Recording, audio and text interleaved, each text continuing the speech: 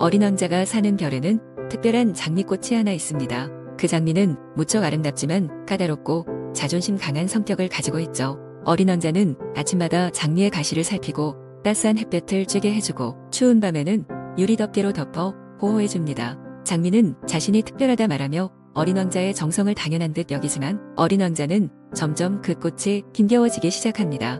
나는 왜 이렇게 고통받는 거지?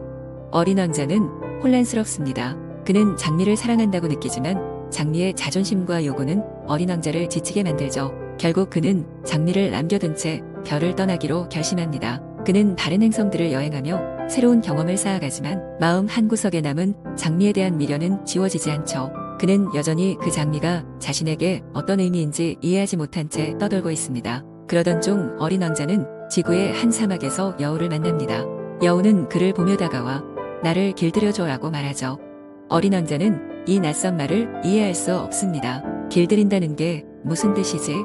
어린 왕자가 물었습니다. 여우는 부드러운 미소를 지으며 설명합니다. 그건 관계를 맺는다는 뜻이야. 지금 너와 나는 서로 아무 상관없는 존재일 뿐이지만 네가 나를 길들이면 우리는 서로 특별해질 거야. 네가 나에게 유일한 존재가 되고 나도 너에게 유일한 존재가 되는 거지. 그 말에 어린 왕자는 자신의 별에 남겨둔 장미를 떠올립니다. 그는 장미와의 관계에서 힘겨움만을 느꼈지만 여우의 설명을 듣고서야 자신이 장미를 길들였다는 것을 깨닫죠. 장미는 다른 모든 꽃과 똑같아 보였을지 모르지만 그가 매일같이 보살피며 사랑을 쏟은 시간들로 인해 그 장미는 어린 왕자에게 단 하나뿐인 존재가 되었던 것입니다. 여우는 이어 또 말을 합니다. 사람들은 잊고 있어.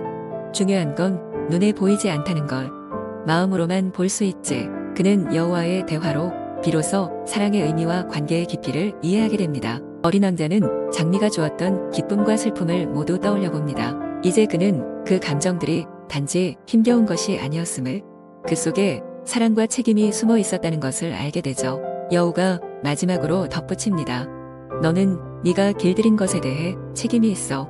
그 장미가 너를 기다리고 있을 거야. 6년 전 나는 사하라 사막에서 비행기 사고를 당해 혼자 남겨졌다. 끝없는 모래바다 속에서 고독에 잠겨 있을 때 나에게 다가온 어린 소년이 한 명 있었다. 그의 모습은 어딘가 신비로웠고 그 작은 몸 안에 담긴 무한한 이야기는 내 관심을 끌기에 충분했다. 그는 먼 별에서 왔다고 했다.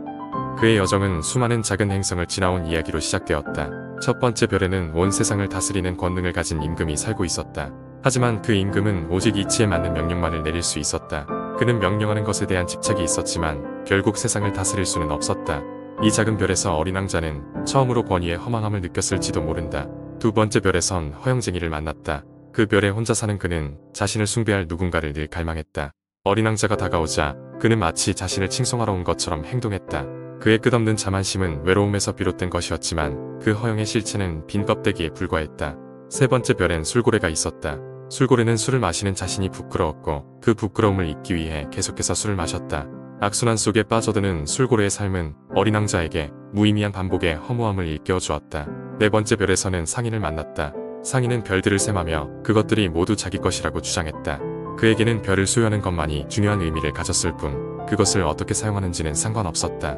어린 왕자는 소유의 무의미함과 집착의 공허함을 느끼며 그 별을 떠났다. 다섯 번째 별은 가장 작은 별이었다. 그곳은 오직 가로등과 가로등 점등이만 살고 있었다. 점등이는 짧은 시간 동안 가로등을 켜고 꺼야 하는 임무를 반복했다.